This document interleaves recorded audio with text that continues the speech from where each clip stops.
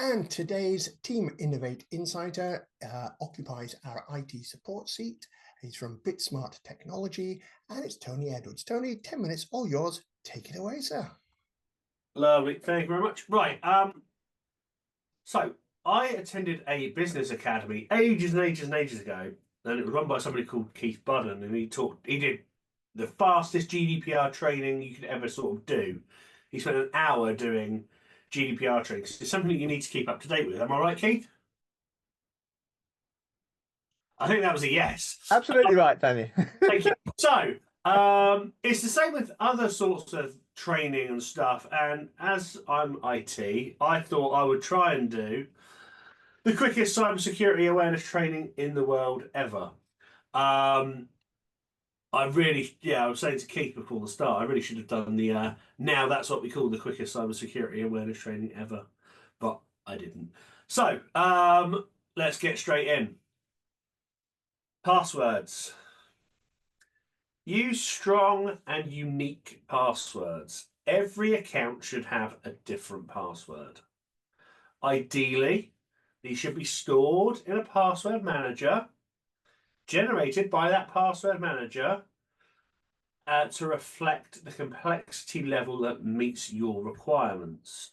By complexity, I mean numbers, letters, symbols, uppercase, lowercase, pass phrases instead of passwords. And up until recently, I would say you should be looking to change them once or twice a year. But it's come out recently that changing your passwords on a more regular basis could be detrimental. So I now only recommend that you change your passwords if you think it's been breached. Along with passwords, we've got multi-factor authentication. How many of you in the room have got multi-factor authentication enabled on every single account that you have? Can't see your problem.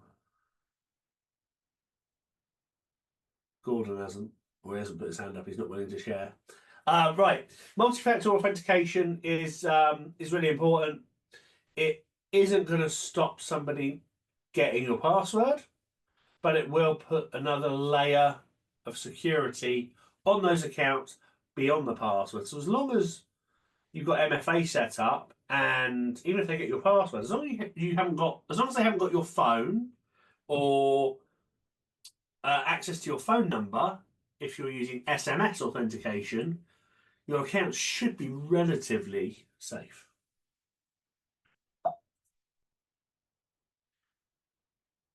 Phishing, and I'm not on about the one at the sea. Recognize and report phishing. So you want to learn the signs of phishing emails, such as urgent requests for information or urgent requests to transfer sums of money or go and buy gift cards and things like that. Do they have unexpected attachments in them? Typically invoices. So they want you to pay something. Or maybe it's come from an unfamiliar sender address. That's just a few signs, but you need to learn to recognize those and report them. Internally, you should have some sort of reporting function on how you can report dodgy emails to your IT person if you have one, or to the National Cybersecurity Centre, because you can report phishing emails to them.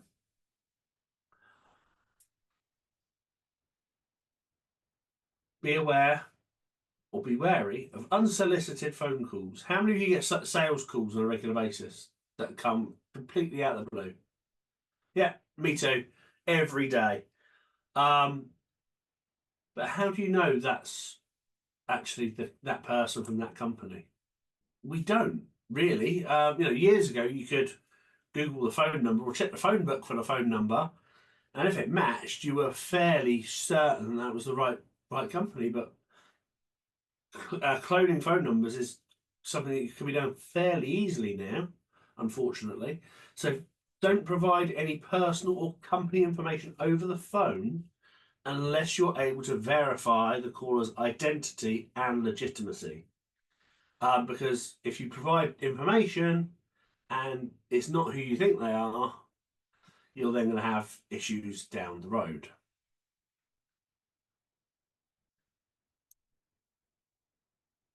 Next up, secure Wi-Fi networks. Um, how many of you go and work from coffee shops every now and again? Yeah? How many of you connect to the free Wi-Fi? And how many of you do that and don't put any other security over the top? It's all right, be honest, I won't judge. Sylvia's nodding, go, yeah, I do that. I probably shouldn't though. Yeah, you're right, you shouldn't. If you're doing something work related, avoid using unsecured, so open public Wi-Fi because you don't know who's monitoring that network. When you're at home and you're connected to your home Wi-Fi, or you're in the office and you're connected to your office Wi-Fi, it's password protected. Generally, if it's been set up by a reputable company, there'll be a firewall in place, even if it's only software, which is doing its thing to try and stop as many nasties coming through as possible. But when you're out and about in a Starbucks or a Costa, yeah, it's public Wi-Fi. Anybody can really monitor that traffic. So if you have to connect to a Wi-Fi network to do some work, send an email. At the very minimum, use a reputable VPN to semi-encrypt your connection. It will gives you some other additional benefits as well. So if you're on holiday and you want to watch iPlayer, you can use the VPN to make it look like you're in the UK to get around the country lock and things like that. But yeah, generally it's to encrypt your information. How many of you use USB sticks or portable hard drives, things like that? How many of you have ever plugged in a USB stick which you didn't know where it came from? I do it all the time. But that's because I'm giving them and asked to test them. If you're given a USB drive with some information on it at a conference or an exhibition, be really wary about just plugging them in because you don't know what's been put on that USB stick. It could be infected with malware. Um, and so yeah, if you get a USB stick and you're not sure what it is, if you can, plug it into a different computer other than your main one and just run a scan on it and see if there's anything nasty that comes up. Um, Workstation or laptop security. When you walk away from your device, how many of you just leave it unlocked? So we don't keep going, no, no, no. Even if there's nobody else in the office or at home. No, good, me neither. Always lock your screen whenever you step away, even for a minute, because you don't know what's going to happen. You could be out of your office for 20 minutes. I mean, my son likes coming into the office to use the printer and things like that. So if my computer was open, he'd probably load up YouTube and this and the other and try and do play games or whatever, which isn't a security risk per se, but there's stuff on here that he doesn't need to see. Likewise, when you're at events and you've got your laptop open, if you're going to step away from your laptop, lock it and close it and put it in your bag so it can't be found because more and more people's information are able to be accessed just from the laptop because generally we're signed into multiple things and we don't sign in and out very well.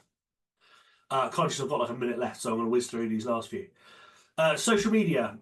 Think before you post, particularly when it comes to sensitive information about you or your company. Um, Social engineers that can, are looking to gather your information can get information so quickly. An example of this was I turned 40 last year. My dad posted something on Facebook. I'm not friends with my dad on Facebook, but he posted, happy birthday to me. He's 40 today. But he didn't just say my name as in Tony. No, he put my entire full name and my date of birth and that I was 40. And I'm like, yeah, thanks. That's great. But do me a favour, take it down. It took me 45 minutes to explain why, but yeah, he eventually took it down. So you have to be really, really careful with what you post. If you're downloading data, whether it's from an email or from the web, be wary. Don't download files or applications from a source that is untrusted to you, and stay away from suspicious websites. Make sure that the websites that you're downloading stuff from are reputable. And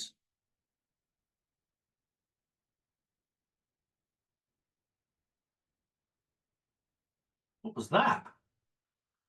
I think that How, was I think that how, was I think that was time's up, wasn't it? how rude. So don't download stuff from unreputable companies. And even if you're a one-user business, make sure you've got IT security policies and guidelines in place, and make sure you can stay abreast about new procedures that might help your business in the long run. That's been the fastest cybersecurity training ever, just over 10 minutes.